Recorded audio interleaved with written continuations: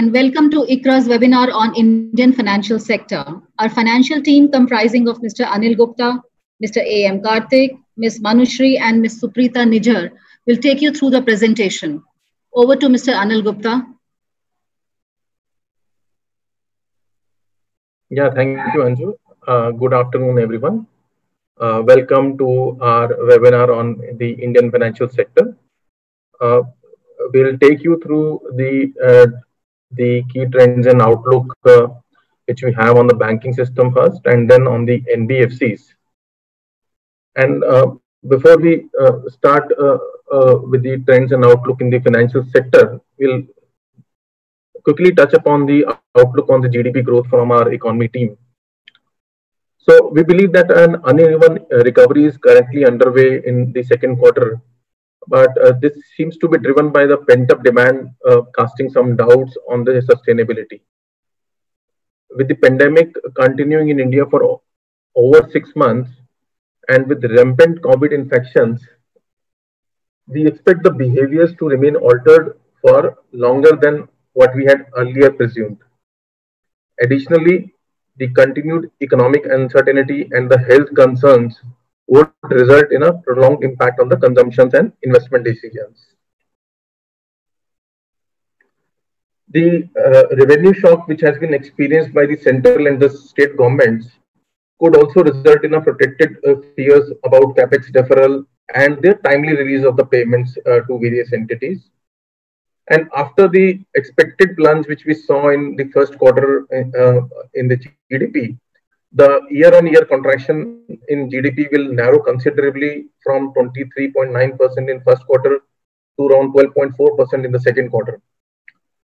While we expect the situation to improve in second half of the financial year 21 relative to what we saw in the first half, we have revised the forecast downwards for the third quarter and the fourth quarter, given the rise in the COVID-19 infections. We now expect a deeper contraction of 5.4% in the third quarter as compared to our earlier expectation of 2.3%, and a continued degrowth of 2.45% in the fourth quarter as against our earlier expectations of around 1.3% growth. This means that the overall contraction for the full year will be closer to around 11% in the GDP. In this backdrop of slower economic growth and slower incremental credit offtake, we believe that the credit growth for the banking system will remain muted. The recent capital allocation by the Government of India to public sector banks has also been much lower than our earlier estimates, which will constrain the ability of the banks to pursue the credit growth.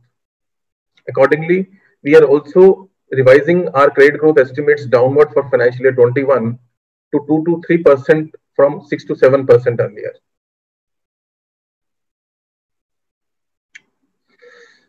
Starting with the restructuring debate for the banks, we believe that the restructuring guidelines are much stricter this time, primarily because of a much shorter time frame allowed by the banks for taking a decision to restructure the loans, and that too for the borrowers who had a relatively better track record of repayments prior to the COVID.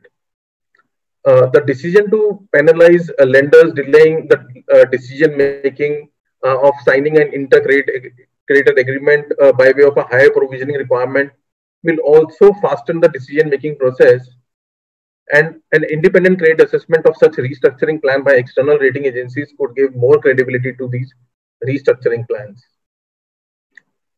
Incentive for provision reversals once the portion of the loan has been paid off will prevent creation of back-ended repayment structures, and a threat of insolvency and bankruptcy code will ensure that the promoters adhere to the resolution plans which are being proposed by them.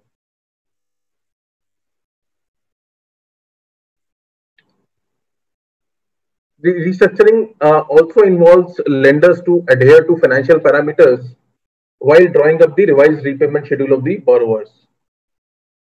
We estimate that for most of the sectors, the threshold matrices specified by the expert committee for like TOL by TNW and the current ratio should not be a constraining factor, as most of the entities, even in BB rating category, are better placed than those specified by the expert committee. However, For capital intensive sectors like textiles and ferrous metals, or sectors which have weak profit margins and high working capital intensity like construction and trading, the debt by EBITDA threshold specified by the expert committee will correspond to a double B rating category, reflecting a weak credit profile of such restructuring plans. Similarly, the average DSCR threshold of 1.2 times specified by the expert committee may likely restrict the ratings of these entities to a double B category, as the threshold for triple B rating categories which we have internally is higher at around 1.3 times. Hence, if the financials of the entities which are undergoing restructuring are closer to the outer limits specified on these parameters by the expert committee, such restructured credits will most likely correspond to a double B category or a non-investment credit ratings.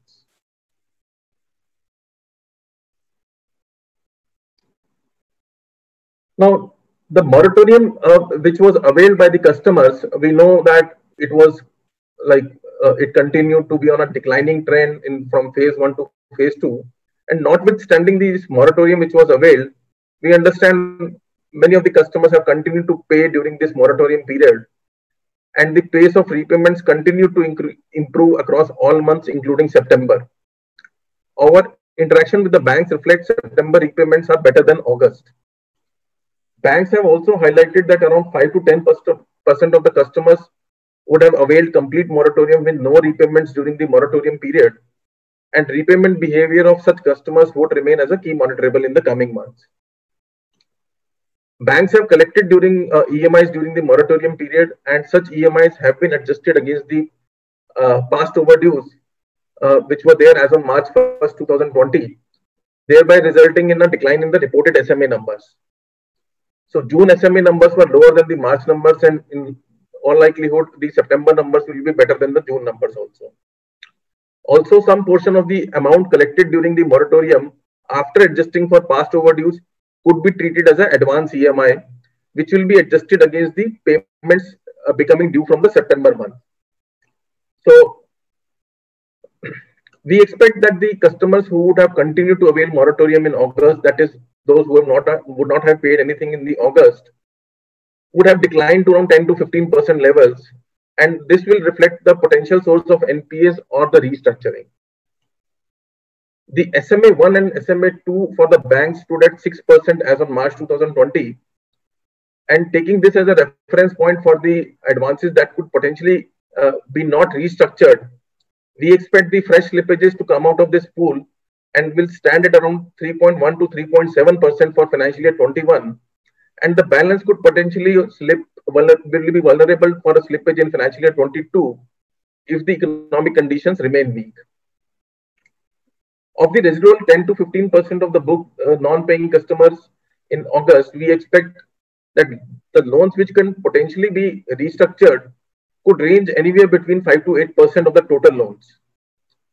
Though we agree that these are still early days to estimate the likely restructuring volumes, because the borrowers and the lenders will continue to weigh upon the potential benefit and losses because of opting for restructuring, because this could result into a weaker credit history, higher borrowing costs, and a higher repayment burden also. An alternate to a restructuring could be a fresh funding which can address the near-term cash flow pressures and this can negate the need for restructuring plans, thereby pushing down the restructuring volumes. We could get the clarity on the extent of restructuring happening, I think, by the middle of November, and the likely restructuring volumes like overall which have succeeded, where the restructuring plan have been invoked, possibly during the Q4 results, in the Q4 when the banks declare their Q3 results. Apart from restructuring, the interest from the working capital loans applied during the moratorium and which needs to be converted into a working capital loan repayable by March 2021. This will also be a potential source of stress, which could reflect only in the Q1 and Q2 of the financial year 2022 results. Hence, the actual stress will start getting reflected in a small way in Q3 results, but will be more clear in the Q1 and Q2 of the next financial year.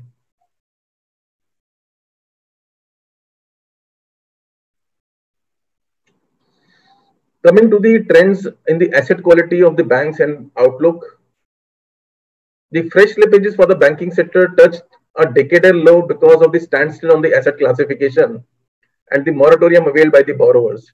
And it stood at just 1% of the advances across public and private banks.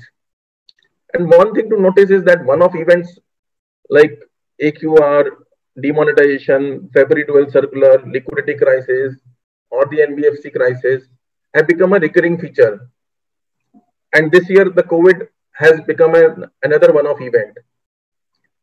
Though the slippages are expected to remain low in the second quarter also, largely driven by the correction in the SMS status of the borrowers because of the repayment during the moratorium period. But we expect the asset quality pressures will remain high in the current year also.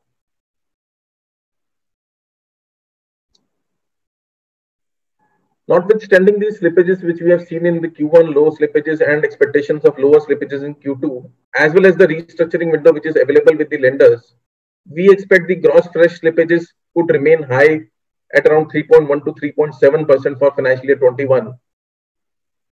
But it will be still lowest level since financial year 2015 when the level was 2.9%. Without considering the loan write-offs, we expect the gross NPAs for the banks could rise to around 10.4 to 10.8% by March 2021 and further to around 11.1 to 11.7% by March 2022 from a level of 8.6% as on March 2020. This could be the highest ever gross NPA level and a shade below 11.8% level which we saw in March 2018 after the discontinuation of all the restructuring schemes in February 18 circular. The net NPAs for the banks have also been steadily declining, largely because of the large capital infusion by GOI in public sector banks during last 3 years. However, in line with our estimates of rise in the fresh slippages, we expect the net NPAs to start rising from third quarter onwards and rise up to 3.4% by March 2021 and later start declining. The volume of loan restructuring and quality of restructuring remains monitorable for these GNPA and net NPA estimates, as higher restructuring could result into a lower NPA numbers, while poor quality of restructuring could lead to NPAs in the subsequent years.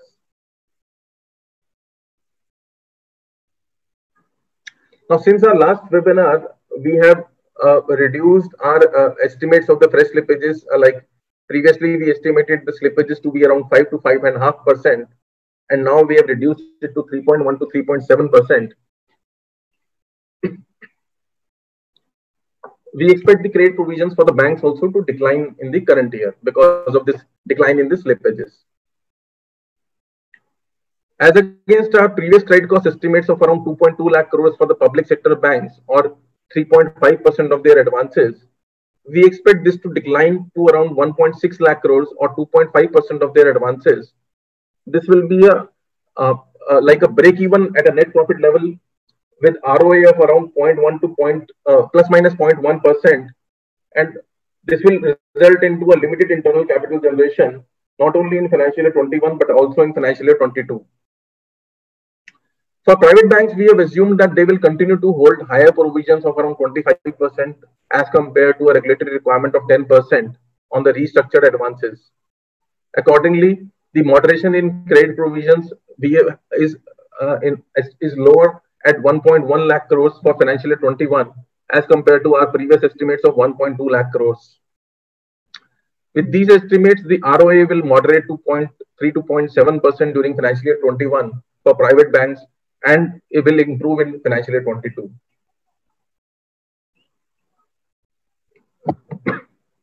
To sum up the asset quality impact on the profitability of the banks, we expect public banks to barely break even in financial year 21 as well as 22, with internal capital generation remaining minimal in both the years. This means they will likely to remain dependent on fresh capital raise to push the credit growth. Otherwise, the credit growth could remain muted in the coming years. The private banks will also have an adverse impact on their profitability, and restructuring window is unlikely to have a significant improvement in their profits as we expect bank to maintain high provision cover. However, the profitability should improve from financial year 22 onwards. Coming to the capital position of public banks is relatively better than what it was in the past, and so is their solvency position after a steady reduction in their net NPAs. If we look at the core capital for the public banks, it stood at 9.4% in June 2020 as compared to 9% in March 2019, which is also accompanied with the improvement in their solvency position, which stood at around 40% in June 2020 as compared to 61% in March 2019. Notwithstanding the improved capital and solvency position, the capital cushion remained weak for most of the public banks. And yesterday, RBI has deferred the peak capital requirements scheduled to increase by September 30th to April 1st, 2021. Moreover, with uncertainty on asset quality, weak capital cushions, and limited capital of 20,000 crores announced by GOI, we expect public banks to remain in capital conservation mode in the current financial year with flattish loan book growth. Coming to the private banks, like almost all the large private banks have raised capital during financial year H1 of this financial year, which is either higher or similar to our previous estimates. And we expect most of these banks are well placed to absorb the asset quality shocks now. However, some of the older private banks are placed weak on their capital and will need to raise capital to build up the cushion against these asset quality shocks. During our last webinar, we estimated the public banks could require anywhere between 46,000 crores to 83,000 crores of capital during the current financial year, which was like most of them and actually required a regulatory capital of 9.5 Tier 1. Cumulatively, all these banks also took their board approvals to raise around 70 to 75,000 odd crores in their recent board meetings and AGMs. Now, subsequent to that, with the restructuring guidelines in place and outward revision in slippages and credit costs, we expect the public sector banks to break even as we earlier discussed. And this coupled with the muted loan growth expectations is likely to keep their capital requirement muted. In our low case scenario for slippages and credit provisions, the budgeted capital announcement of 2,000 crores could be sufficient. However, in a high case scenario, we expect some banks to raise capital from the markets. Overall, public sector banks will be constrained to push for the credit growth, and we expect a limited growth of 3 to 4% from non-PCA banks, while PCA and weaker public sector banks will continue to shrink their loan books.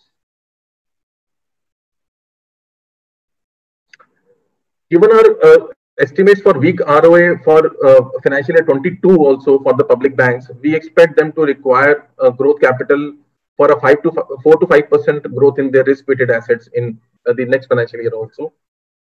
Cumulatively, we expect public sector banks could require 26,000 crores to 69,000 crores in the current year and the next year, of which 20,000 crores is likely to be provided in the current year by GOI. Again, these are still early estimates, and the situation will keep evolving as we go down on the asset quality and the slippages numbers in the coming quarters. For the large private banks, as we mentioned, that they have raised around 55,000 crores during the first half.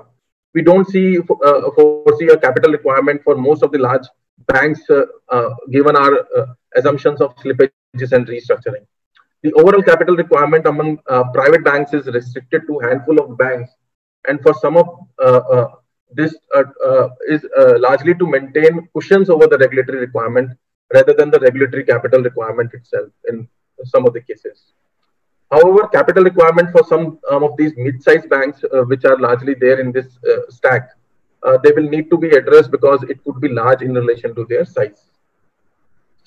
In addition, we have mentioned that there are 81 bonds which are maturing in the next 2 years, financial year 22 and 23, which could take away 0.7 to 1.3% of the Tier 1 capital cushions of the banks and impact the capital cushions. So those ability to replace those capital bonds, AT1 bonds, again remains to be seen. So with this, I'll conclude my remarks on the banks. We have some small polling questions. Ma'am, we will request you to kindly open the poll for the participants. Then we will take on the NBFC session.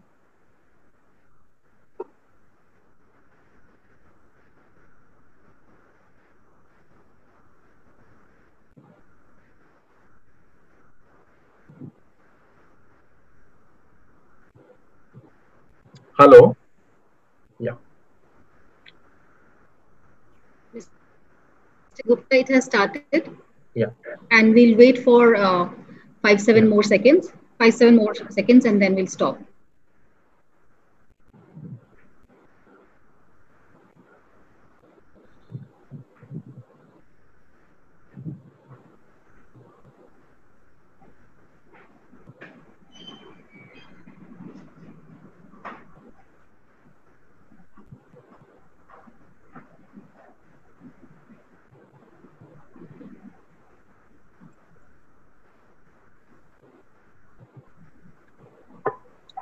So I'll just share the results for this, ma'am.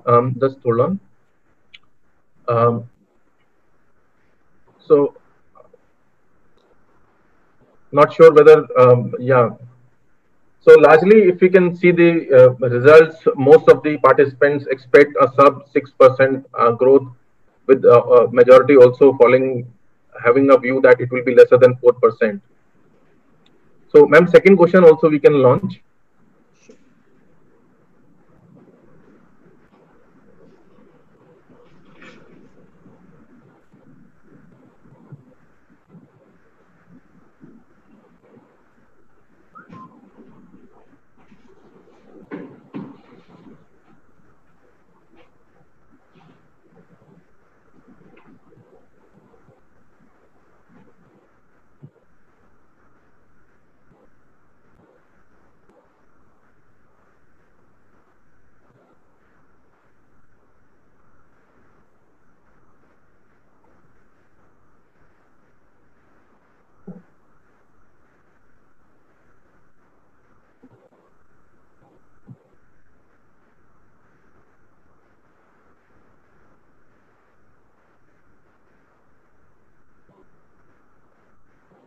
Yeah, thank you.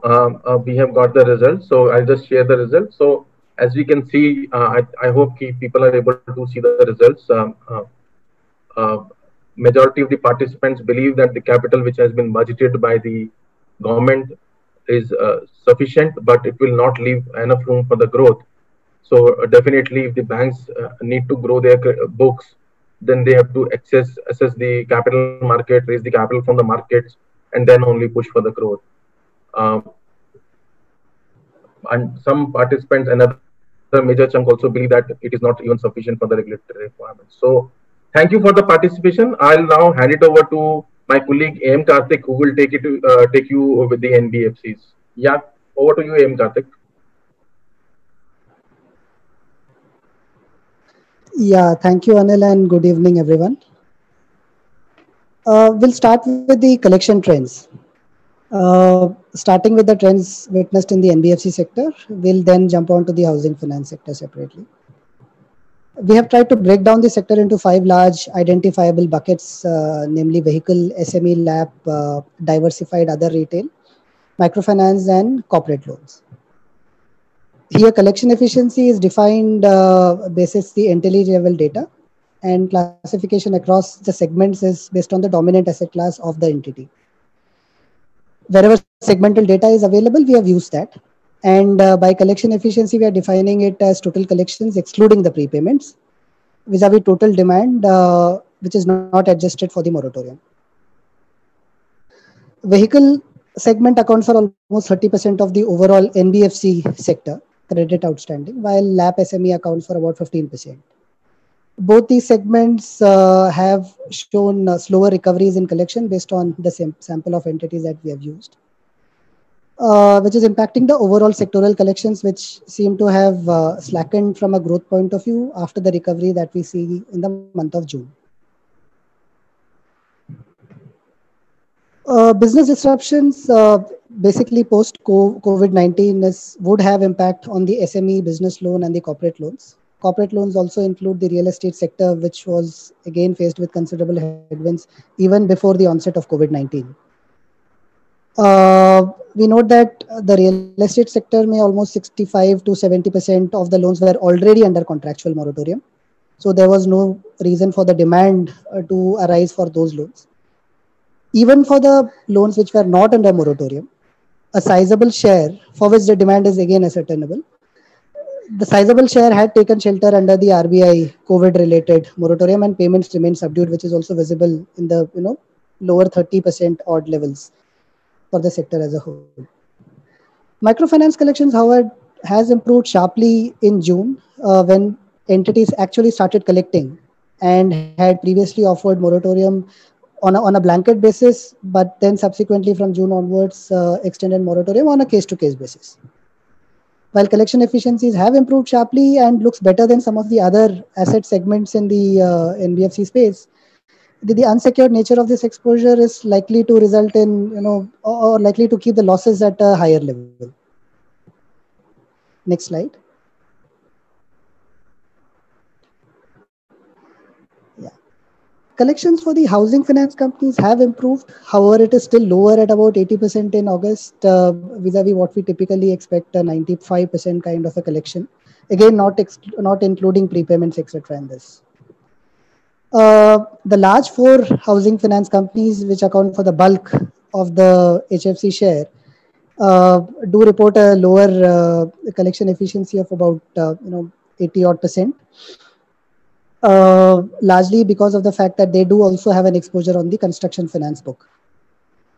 While these entities have an exposure on the prime salaried customers who are better placed in the current environment, and payments are likely to be more timely, and moratorium is fairly low in the home loan book, prime home loan book. The stickiness that the construction finance part, which is almost like 20% of the overall housing finance credit, results in a lower collection efficiency for the HFC sector, and more specifically the larger HFCs. Coming to the affordable housing segment, we see the numbers to be better considering the fact that their exposures were largely to rural and semi-urban markets, which were relatively less impacted by COVID till lately. Performance track record in this segment, however, is lower. So, the recovery performance in case of delinquencies or overdues would still be a key monitorable, although the numbers look lower at this point in time. Lastly, coming to the smaller housing finance companies, which is sandwiched between the two segments, their exposure are largely towards the self-employed category, a borrower segment which was affected significantly because of the current pandemic. And delinquencies in this segment would see a rise, largely emanating from the exposures to the self-employed category.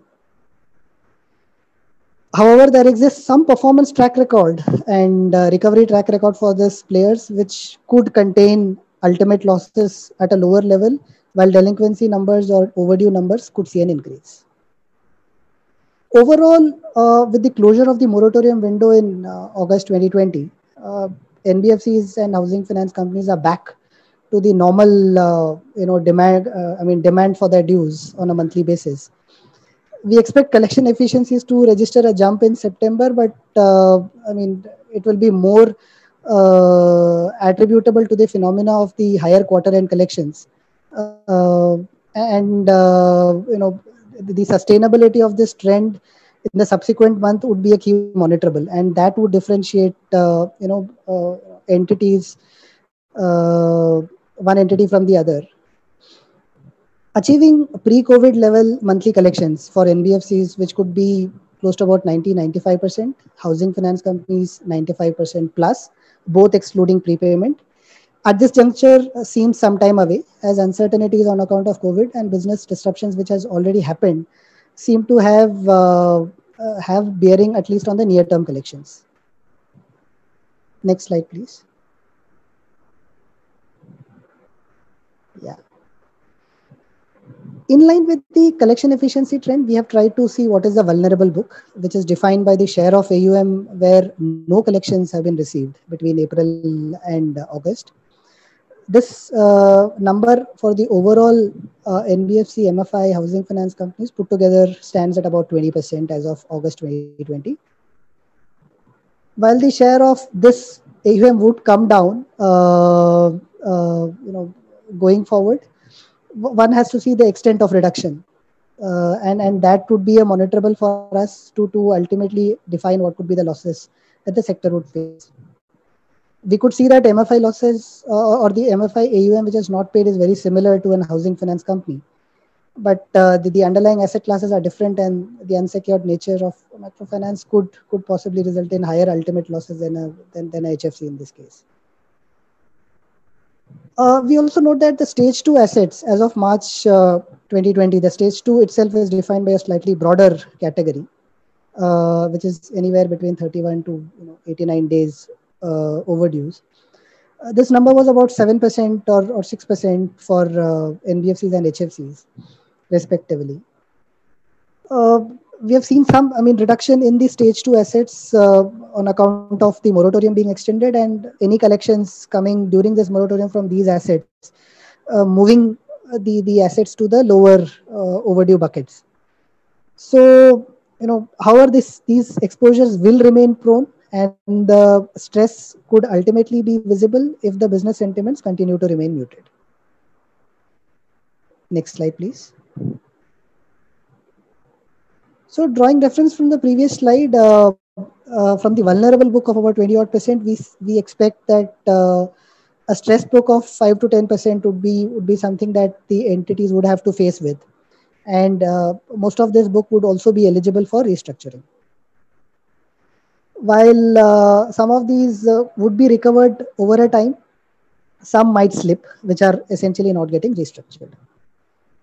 And our view is that restructuring within the NBFC space would be very selective, and the percentage could remain low at this point in time. Although it's a bit early to predict, as entities are still working on the policy for restructuring at a company level.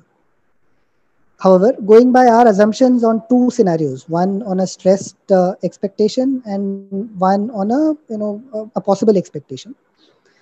The possible expectation is where we are assuming a 50% slippage from the average stress book, which is about 7.5%, and a high stress situation where we are assuming 30% slippage on the higher end of the stress book, which is 10%. We expect the non-bank NPAs to rise from about 3.3% as of March 2020 to about 4.5% to 6.3% by March 2021. Within that, NBFCs could see a higher jump to about 5.5% to 7.5% from the current levels of 4.5%, while housing finance companies could see somewhere between the numbers raising from about 2.2% to 3.2% to 5%. Next slide, please. Q1 performance from an earnings point of view was contributed by two reasons. One, there was a lower credit cost on account of higher slippages, but entities made higher provisions on account of the possible COVID-related impact. While operating expenses were controlled as branches remained shut and businesses were not able to operate on account of lockdown. We expect some of these costs to come back to normalcy once the business operations are to full extent, and possibly reach the pre-levels, as collections would be a core focus for entities going forward. Notwithstanding all that, I think the pre-provision profits both for NBFCs and housing finance companies are adequate enough to provide the buffer for observing additional losses over and above the provisions that they have beefed up during Q4 and Q1. Next slide, please. So coming to the provisions, NBFCs are currently carrying close to about 4.2% of provision, which includes an additional provision of 1.2%, which is about 38% of the required ECL provision. Housing finance companies, on the other hand, carry about 2% out of provisions. They carry another 11% out of additional provisions on their balance sheet for possible COVID related impact and asset quality pressures. However, notwithstanding these provisions, our slippage expectations would mean that the entities would be faced with a 75 bips to a 125 bips higher provisions than the last financial year, which could keep would exert pressure on their profitability in the current year, that is FY21. So next slide, please. So therefore, our expectation on the earnings part would be that the profitability would halve on account of margin contraction because of high competitive pressures, higher credit cost, and of course the operating efficiencies may come into pressure if the business growth is not happening, which is the likely scenario in the current financial year. So overall, the profitability will remain muted, with ROA dipping from almost 2% at a sectoral level to close to about 1.1 to 1.2% by end of this financial year. Next slide, please. So overall, from a capital perspective, adequate operating level profit will absorb the credit losses. This, along with a flattish AUM expectation for NBFCs and a modest 3 to 5% growth for housing finance companies, will ensure that capital buffers for NBFCs are adequate. Some entities have raised capital over the recent past, for various reasons. But more seems to be from a confidence point of view to the investors and the other stakeholders. So overall, we don't see any concern from a capital perspective, both for NBFCs and HFCs, basis our expectation on the stress on the book. And housing finance companies should be able to meet the enhanced capital requirement, which is likely to kick in for them, every year for the next 1 year or 2 year period.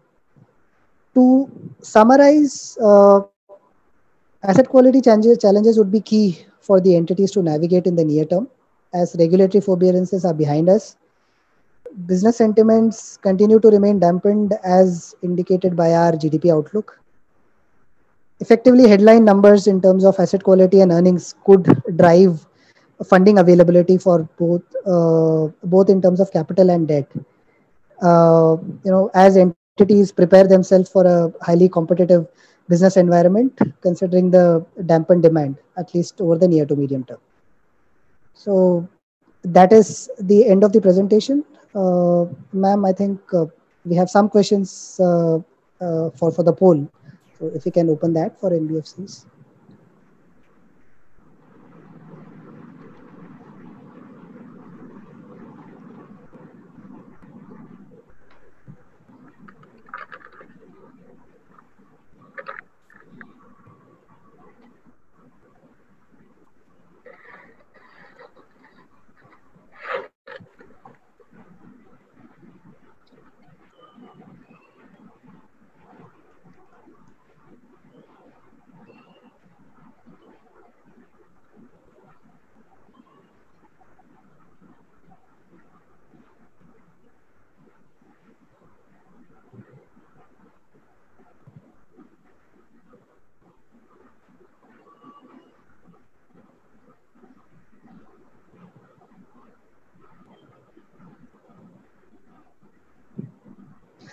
So we have the results for the first question. So the question was, how long would non-banks require support, both regulatory or otherwise, to tide over the current situation?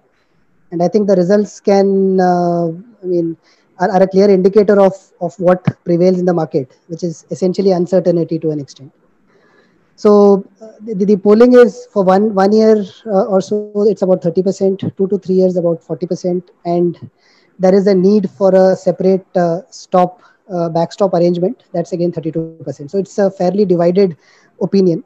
And it's a fair expectation as far as we see it. So the next question can be launched, please.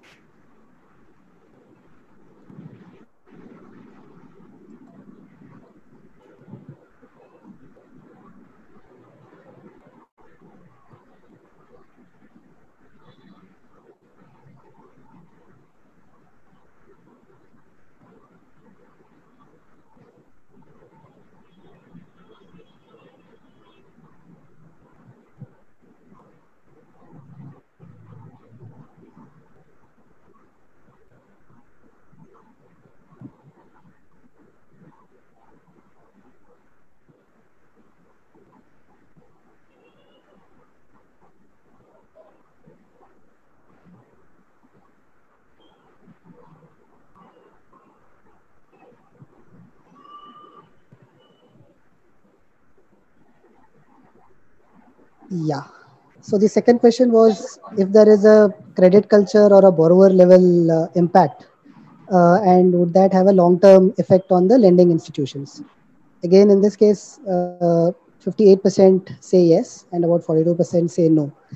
So we are also of the same opinion that entities who are able to navigate and possibly the better ones would be able to come out of this and you know, to perform better and from an asset quality point of view, and attract capital funding and growth and remain competitive in the business segment that they are operating in. So thank you for the feedback. I think now we can close the poll and open the floor for questions. Yeah, thank you, AM Karthik. I think we have the questions over there in chat box. So I'll just give some questions like any impact. First question is like, can you please explain the impact of COVID on lending in next 2 years and possible NPAs in the business loans?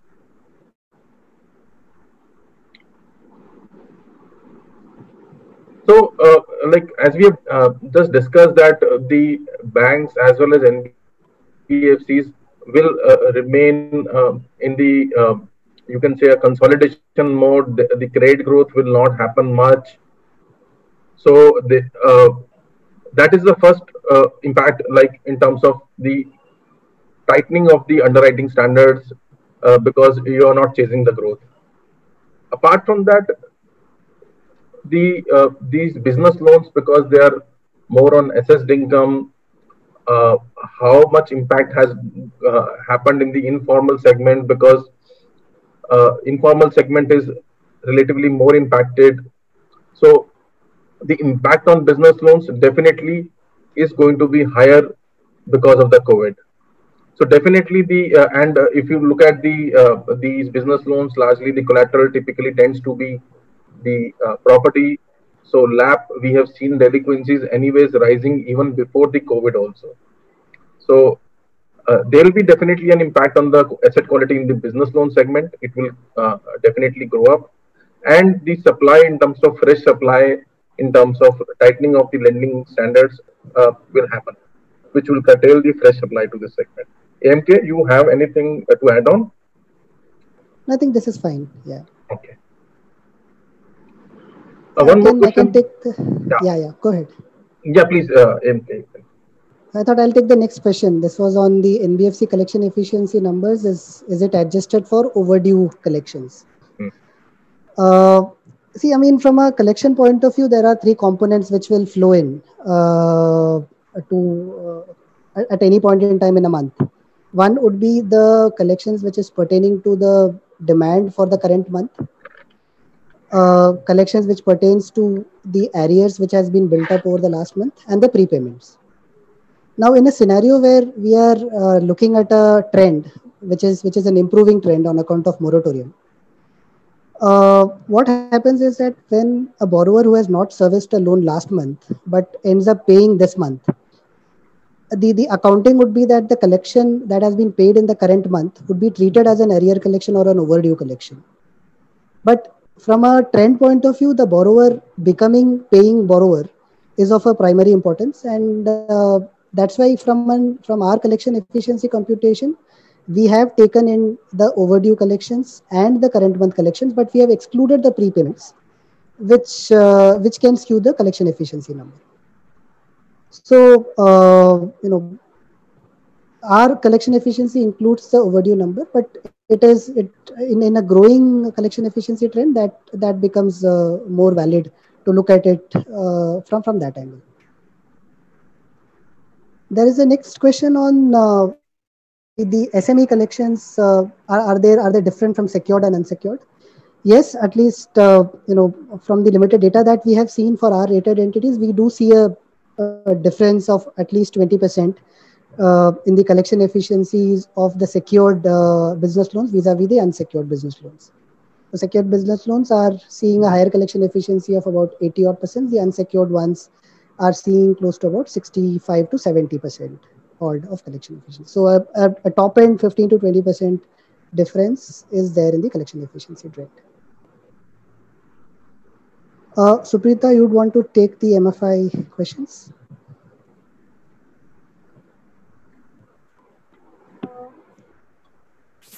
Yeah, on this question on provision kept by MFIs, is it sufficient to absorb the losses?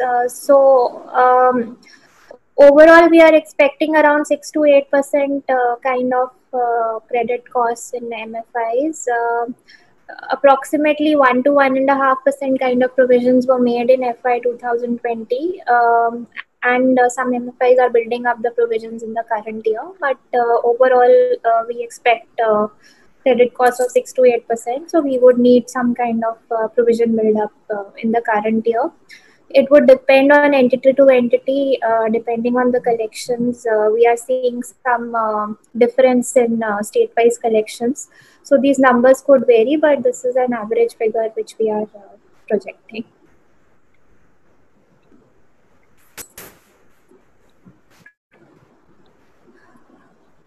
Also, there is this question on MFI impact because of the waiver of the interest. So interest waiver will have an impact on everyone.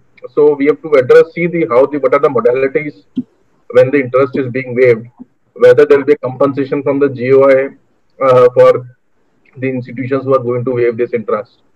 So still, I think this clarity will emerge in the next couple of days. What will be the modalities and mode of compensation? But expecting the lenders to absorb this waiver will not be fair.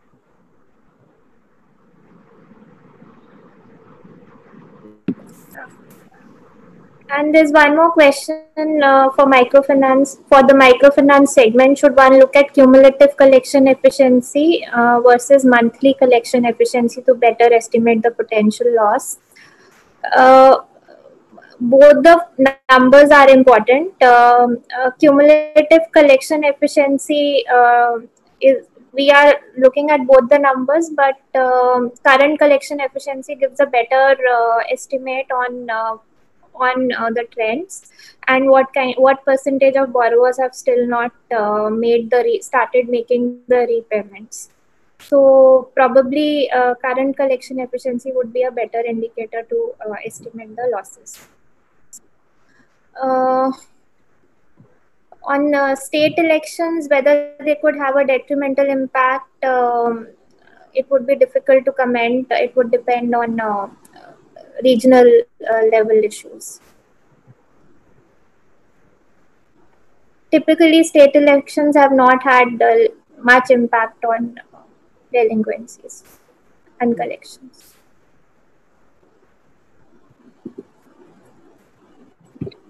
One more question is, as restructuring is permitted only in MSME and personal loans, for other loan segments, would restructuring be treated as NPA by ICRA? So the restructuring is permitted even in the corporate loan segment, and definitely if the loan repayments are delayed or deferred without explicit approval from the lenders, there could be an impact on the rating. And after the restructuring is in place, the rating could be relooked at depending on the terms of the revised repayment structure, and maybe more clarity will come on the impact on the cash flows of the borrower. So restructuring is not limited only to the MSME and personal loans.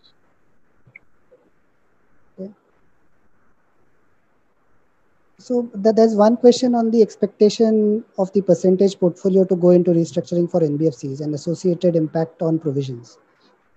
So our expected portfolio is about 5 to 10%, which should be eligible for restructuring. But the extent of that ultimately getting restructured would depend upon the company level policies, which I think entities are yet finalizing. We'll come to know more about that maybe in the first few weeks of October. But to try and answer the provision levels, entities have already built up provisions to the extent of 1.2% within the NBFC space. we expect another 1% odd of provisions to happen in the current financial year, which will be a sum of almost 2.5% additional provision, which will be almost like 70-80% of the provisions which is required for the current AUM. So even going by that logic, I think the entities can absorb at least another 4-5% of NPAs, assuming the same level of expected loss basis. So provisions would be higher because entities would make upfront provisions and then try and resolve depending upon the resolution mode, whether it is a restructuring, settlement or a write-off.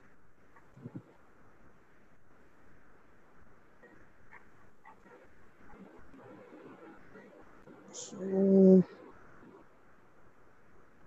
there's one question: do you expect any large default by issuers in the near term? We don't expect any large defaults in the near term because liquidity is adequate at a sectoral level.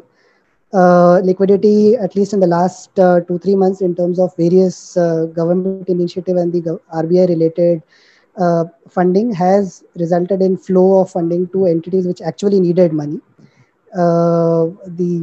Who are not initially favored or looked at favorably by the lenders.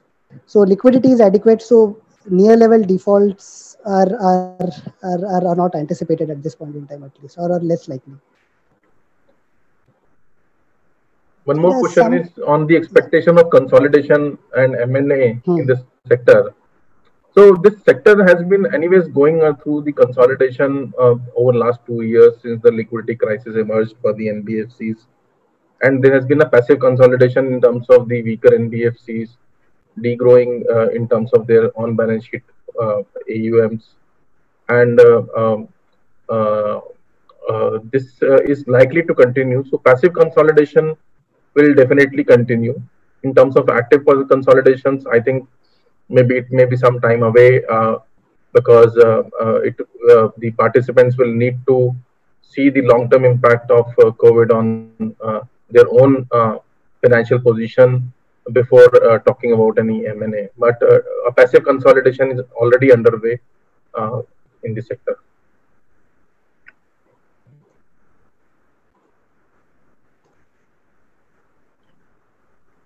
One more presentation is about the weak business sentiment driven by the GDP outlook. However, large private bank today highlighted of strong business sentiments and business back to pre-COVID levels. So yes, there has been, we acknowledge that there was a pent-up demand which happened in the month of July, June, July, August. So how much is this sustainable? Because some indicators in August were lower than July, and definitely the mood is better in September because moratorium was not extended.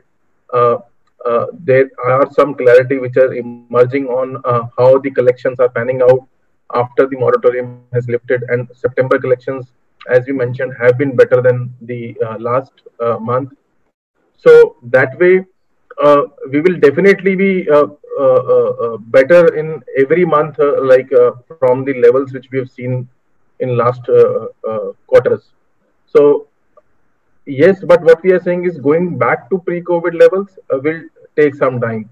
So it may be a one-off thing saying that the business is back to pre-COVID levels. Too early to say. I think we will need to have a broader opinion because some of the interactions with our banks indicate that they can remain conservative in terms of fresh lending as of now, and they will monitor the behavior before they resume fresh lending. AMK, you want to add anything on this? No, I think that's fine. Okay.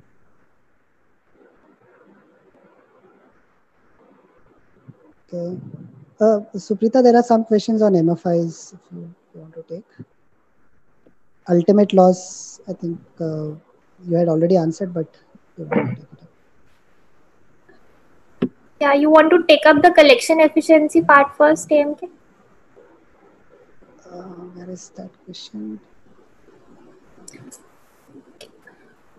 What would be the question? I can't see. So the question is, what is the ICRA's assessment on ultimate loss for MFIs, and how is the September month payment experience for MFI? Yeah.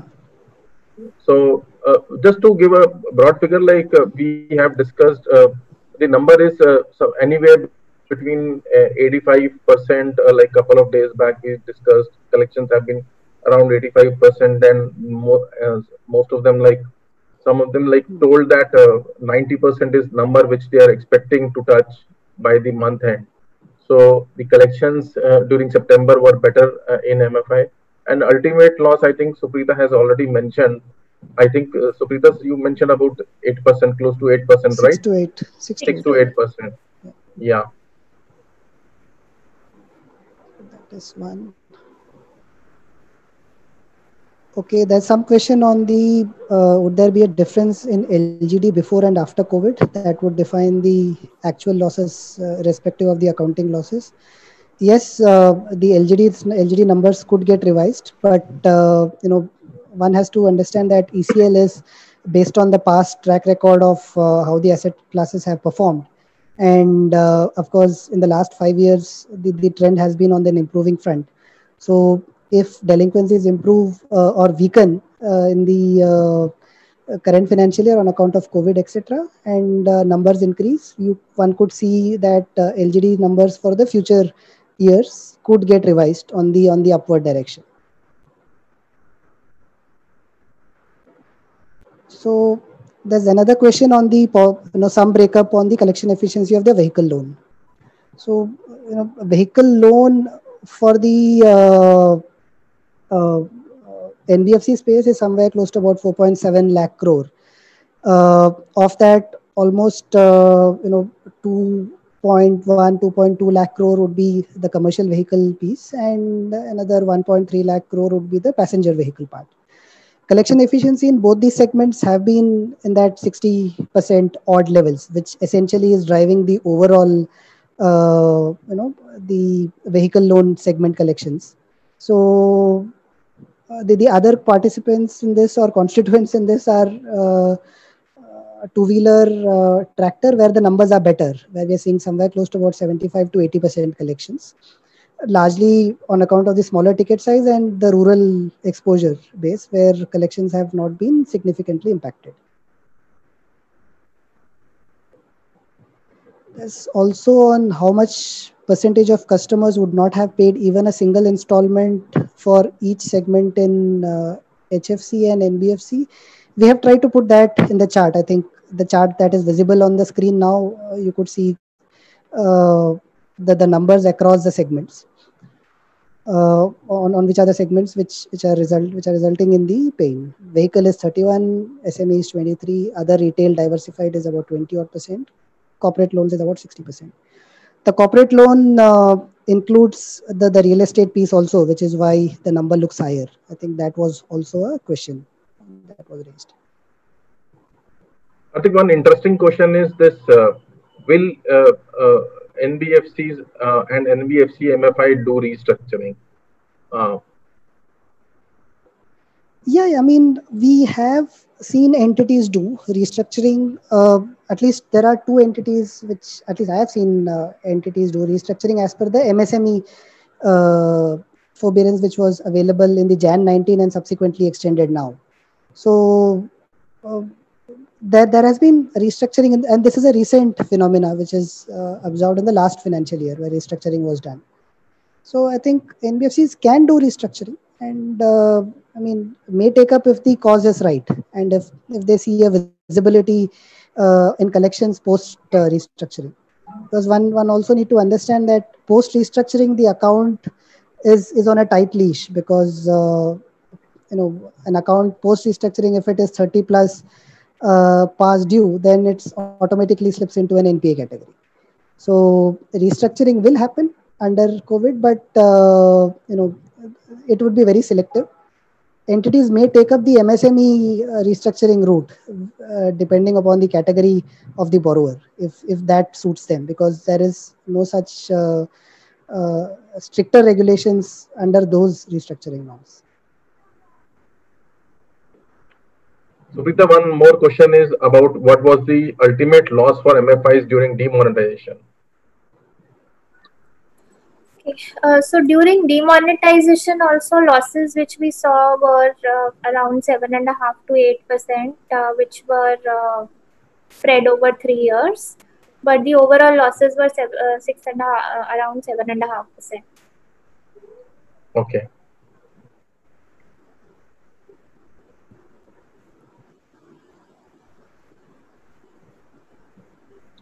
One question is that, is there any guidance by RBI to consider a borrower out of moratorium? For example, if serviced all EMIs or even one EMI serviced is also considered being out of moratorium. So there is no particular definition of a moratorium which RBI has specified or the lenders would have adopted. The moratorium definitions varies across lenders, and it could vary from like a customer who has not paid at all, or let's say not paid maybe 2 out of 6 or 3 out of 6 EMIs. So the moratorium definition is different across all the lenders. So there's one question on the collection efficiency experience for less than 10 billion AUM NBFCs. So, these entities are smaller and also have a focused area of operations. We have seen their moratorium numbers to be lower than some of the larger players in the similar segment, let's say a vehicle or an SME part. So there the collections are relatively better, but again, this is because of their focused regional approaches that they are able to achieve higher collection efficiency. And from a sectoral point of view, may not significantly alter the number that we see at a broader sector level. One more question is that, would you look at the event of this year as one-off and thus look at the financial matrices of a lender leniently while considering the impact on the rating? So yes, we do look at the rating stabilities, and typically our rating triggers are not so you can say it's not on a threshold like where you have impact one-off impact, and those like a 2-3% or a 3% NPA we are talking about in banks, or in MFIs or NBFCs we are talking about 5% NPAs, HFCs we are talking about 3%. So as long as the entities are not looking at eroding capital and they are able to adequately provide on to their NPAs through their profits. So those are some matrices. So we look at not only the capital ratio, but also the solvencies. If you have eroded the capital because your net NPAs were much higher than what you could have potentially absorbed through your PNL, or your credit losses were much higher because of the business segments you are operating in. So those are the factors which could potentially have an impact on even in the near term also. So it's not a straightaway thing. It will all depend on how much cushion each lender has on its capital and its operating profitability. And I think this year it will be a very good test also again on the asset quality, because we have seen retail as one of the areas where lenders have been enjoying in terms of upturn and good track record of repayment. So this COVID will test the underwritings across the lender segments. We'll get to know what sort of under quality each lender has. So some differentiation should emerge, and definitely those performing weaker could see an impact on the ratings if the capital or the profitability cushions are weak.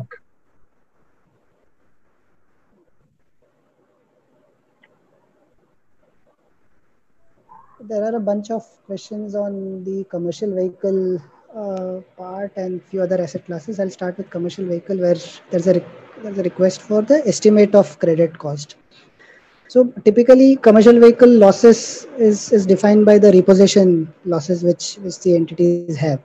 And in a normal scenario, the repossessed losses are somewhere in that 25 to 35% range. In a stress scenario in 2013, etc., we've seen that losses go up to 35 to 45%.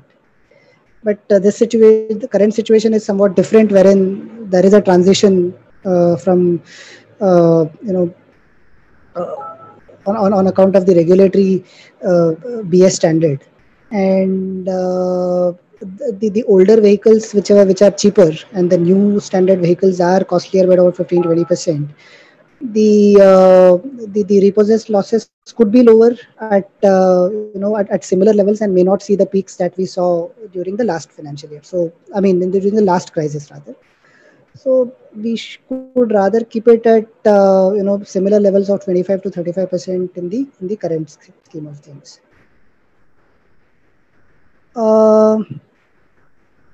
Okay. Can you also please clarify the reporting of restructured? Will that be separately reported as part of stage 2? I mean, while there is no clarity at this point in time whether the restructured book would be part of stage 1 or stage 2, currently, what we have seen in other players, wherever restructuring has been done under the MSME criteria, the restructuring and the post restructuring classification has been in the respective asset category in which the entity was restructured in and current position of that asset class or the exposure. So may not be classified as stage 2, but we don't have clarity if it needs to be reported for the COVID specific thing at this point in time. One question is that once the restructuring is done, when the account would be termed as a standard. So if the account was standard at the time of invocation of the RP resolution plan, and during the implementation period, if the account turns NPA, then it can be immediately upgraded upon the successful implementation of the resolution plan or the restructuring plan. But if the account was NPA and is restructured, then the restructuring, the upgradation will be after I think the repayment track record is established for 1 year.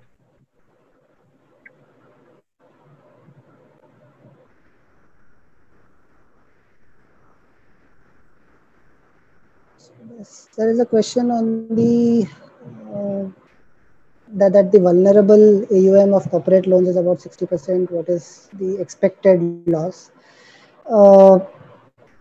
The corporate book, yes, has a big amount of real estate inside that, and the credit cost that we anticipate could be in the 4% odd range, which would be about 100-120 bits higher than what we see currently.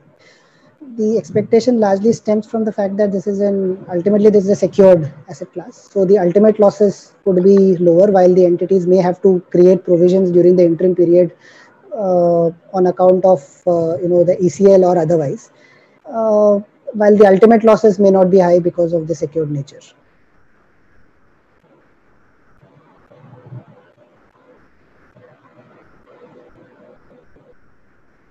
So there's a question on MFI. Can we expect stimulus to improve MFI performance to a big extent? MFI performance is anyways improving, but I think there is going to be some sticky factor towards the end, which would be resulting in the losses, which I think Suprita mentioned in the 6-8% levels.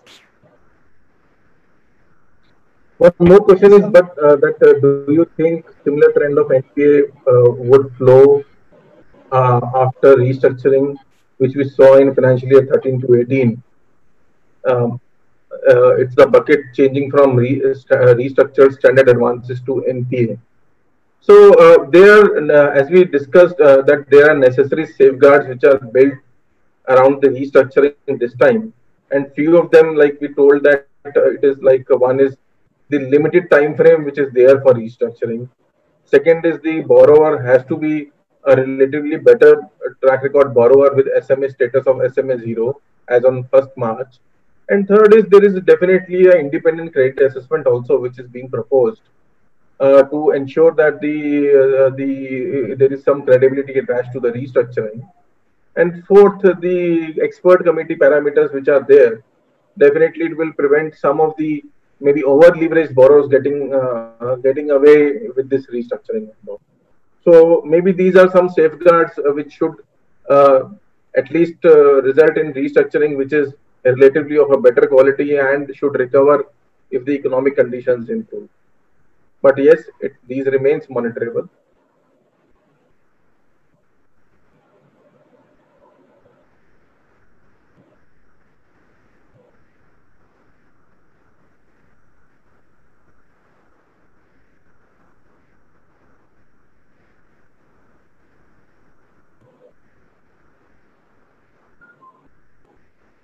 Okay, Suprita, one question is on for affordable housing entities. What is the expectations of credit cost for this year?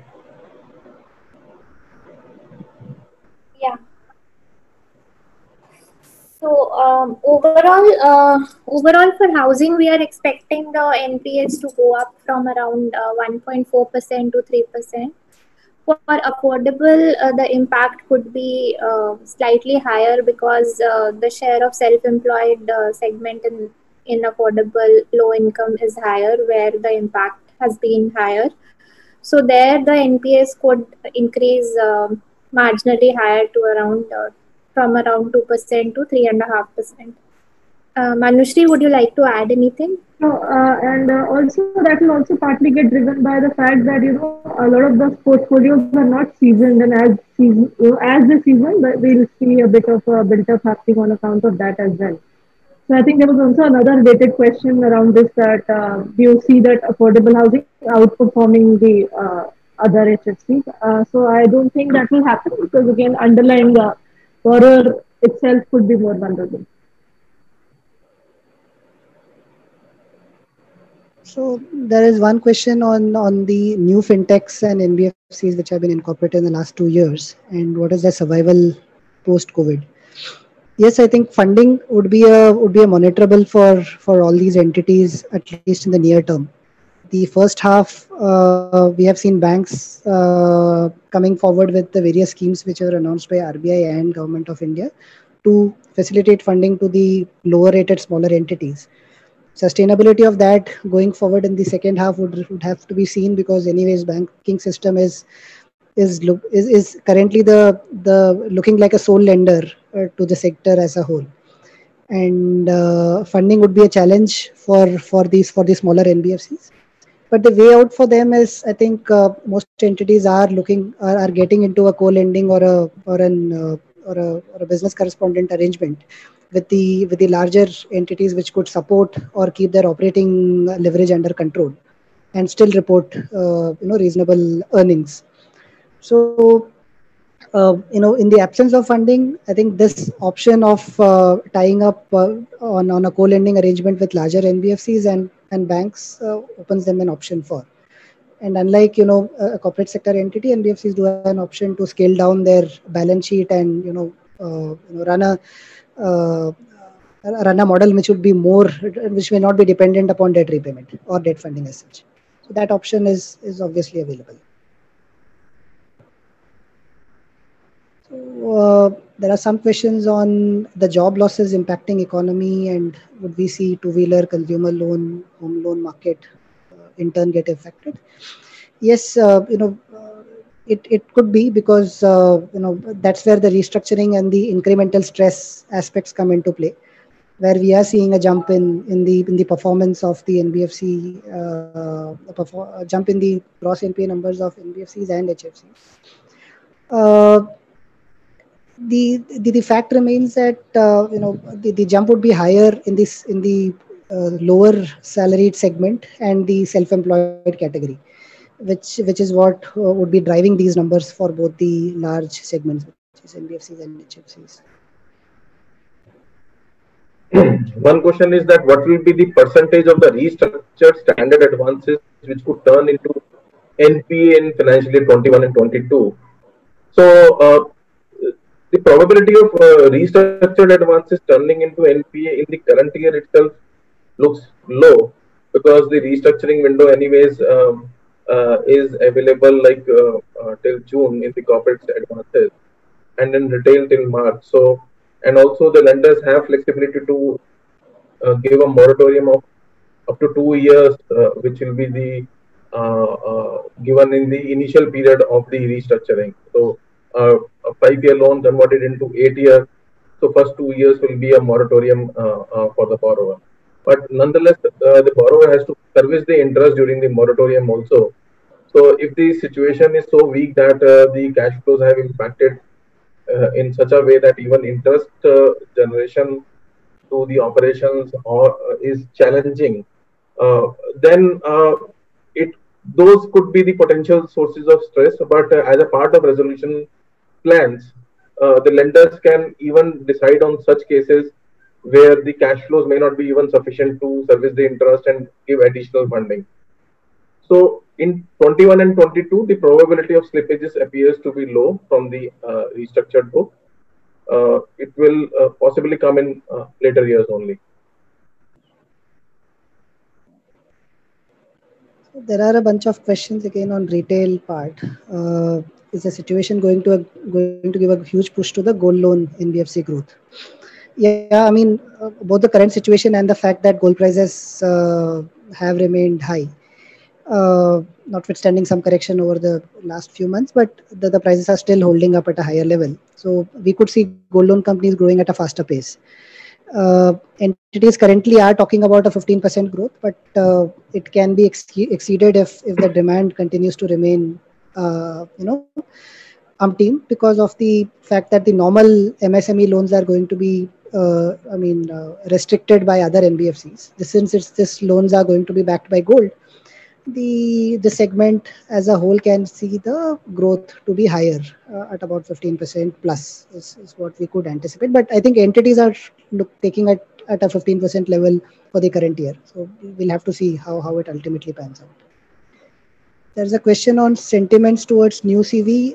I think very limited. I mean, even from a sales point of view, limited sales are happening on the MNHCV part. It's largely on the LCV piece, and again, entities have tightened their LTV norms to an extent, and equity contribution of the borrower has been enhanced. So, funding could be tighter for some asset classes within the CV sector, but I think the LCV, smaller commercial vehicle, could see the revival early. There's a question on ECL model on how does one factor in the increase in probability due to moratorium. So essentially, the incremental provisions that have been created on account of COVID is a management overlay, is essentially from a PD increase in most cases, which the entities have already affected. And this will keep getting revised upwards depending on how the actual performance pans up at the ground level. Also, ECL has a factor of the macroeconomic performance also, GDP numbers, etc.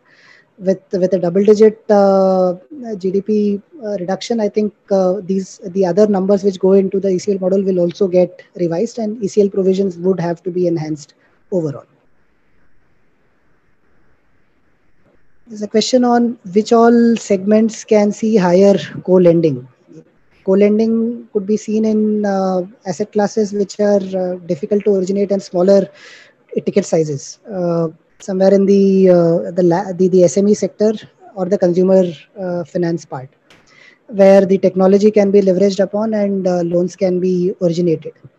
So these are the two segments which could see early offtake or tie-ups with larger lenders. One more question is that while ratifying a corporate restructuring proposal, if a rating agency is not comfortable with the protection assumptions, does the proposal disqualify? So the restructuring proposals are basically rated by the rating agencies on a RP1 to RP6 rating scale, where in the June 7 circular, which was announced last year, June 7, 2019. So there the minimum RP rating for considering the resolution plan as a successful one was a RP4 rating, which you can say RP1 is AAA, RP2 is AA, RP3 is A category, RP4 is BBB category, and RP5 will be B and C category, RP5 and 6. So this time when the expert committee or maybe the RBI, when they have given the guidelines on the restructuring proposal, they have not specifically mentioned that what sort of a minimum rating will be, you can say, taken as a threshold for a successful restructuring. If the rating is lower than RP4 rating, as per the previous guidelines, then restructuring is assumed to be failed. That is June 7 circular. That restructuring restructuring is taken to be as a failed restructuring, and the banks cannot basically banks have to either carry a higher provision or take it to the NCLT. no such clarity is there in the current thing that RP4 is required or not.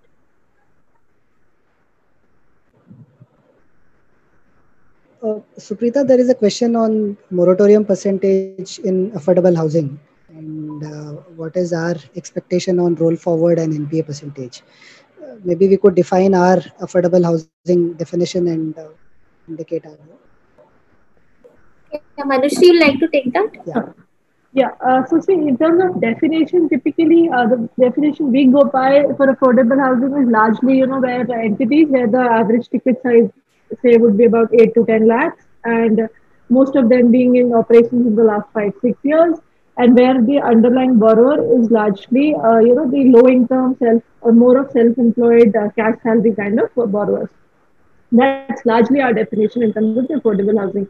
Here also, the moratorium numbers have actually been coming down. If you were to look at it from from the time that it started in April to about now, I think our numbers would be closer to, on an average, be closer to about 30% here. And I think that percentage not paid is relatively low here, which is not paid a single EMI. The vulnerable part of it, that's closer to 9%.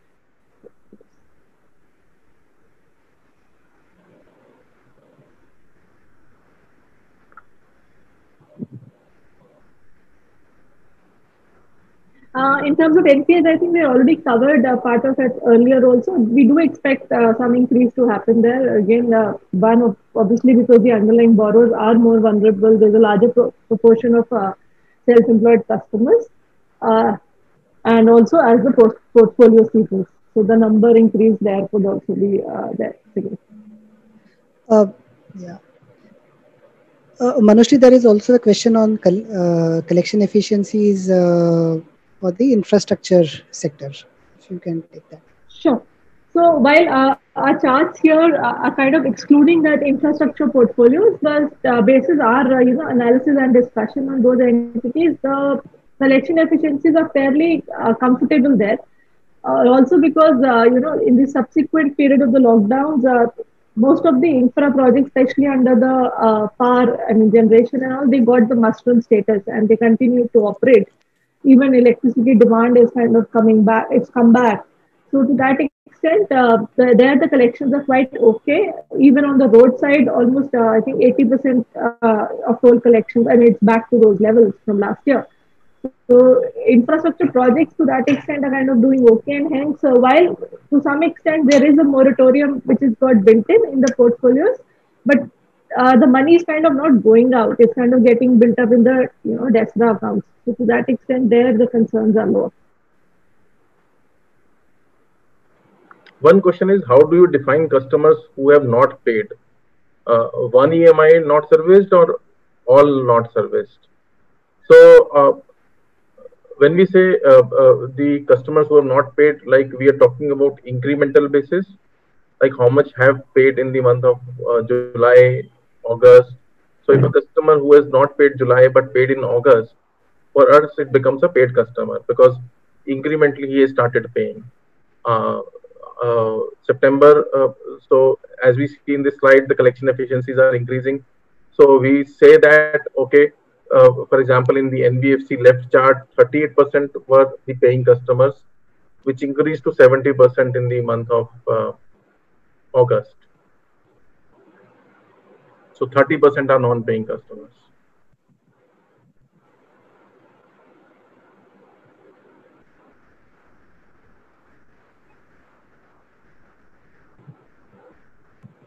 Okay.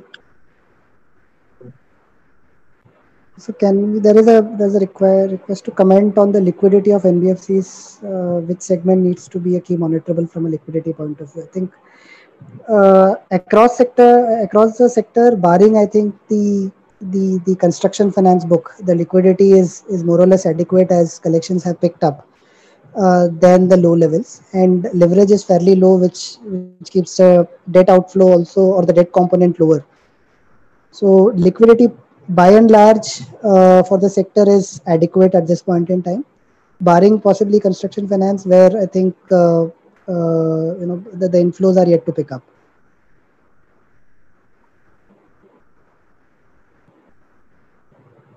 So There is a question on the LGDs witnessed across sectors. I mean, the question is across sectors. I mean, the only suggestion would be that LGD can be, one can reduce LGDs depending upon the provision cover, because the stage 3 provision is basis our a PD of 100% plus as a product of LGD. So we for CVs one might see an LGD of close to about 25-30%, which will be very similar to the repossession part. Two-wheeler, we could see a slightly higher LGD because the credit losses are higher there. We would see lower component or provision covers for the mortgage housing loans, which would be in the 10 to 15% range. But entities do carry higher provisions over and above what is needed. So a broader understanding of the company level LGD, one can look at the stage 3 number.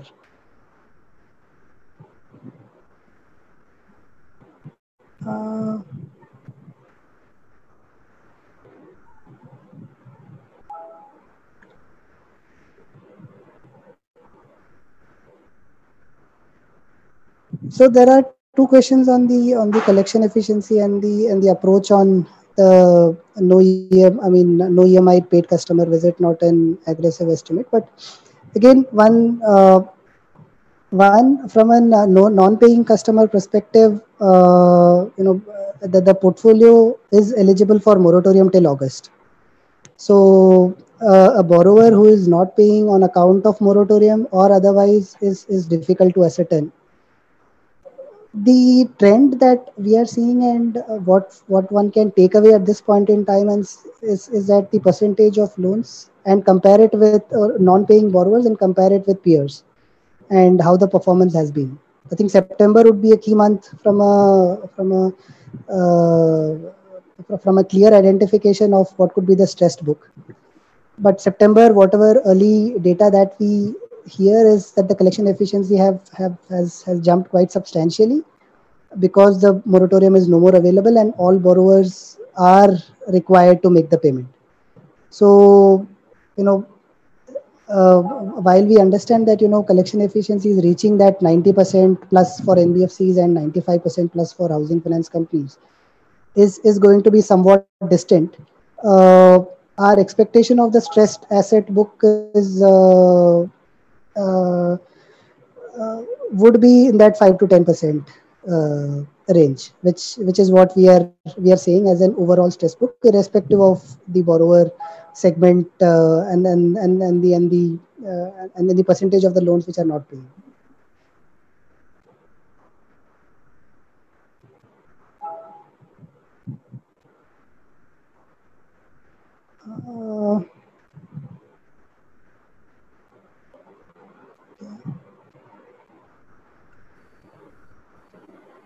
So Karthik, there's also a question, I think, in terms of the geographical trends in the HFC in terms of NPAs and all, delinquencies and all. So while there are no specific geographical trends, but a couple of things from that point is, one, it's kind of linked to some of the, certain occupations, if I can say so. So, for instance, if the gems and jewelry sector is getting impacted, and that's kind of concentrated in Surat and that belt, so the expected delinquencies are higher in that segment.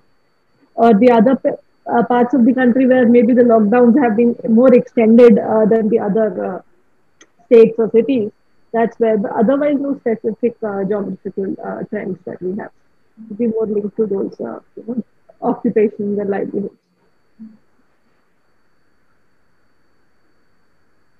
Okay, I think we've answered quite a lot of questions. I think we'll thank you all now for joining and our webinar, and thank you AM Karthik, thank you Manushree, Suprita for answering a lot of the queries. And in case you still have queries, our email IDs are I'll share the email IDs. You can contact us on our mails. Yeah, so here are our contact details. You can contact us for any queries you have. Thank you once again for attending our webinar. Looking forward for a future participation also. Thank you.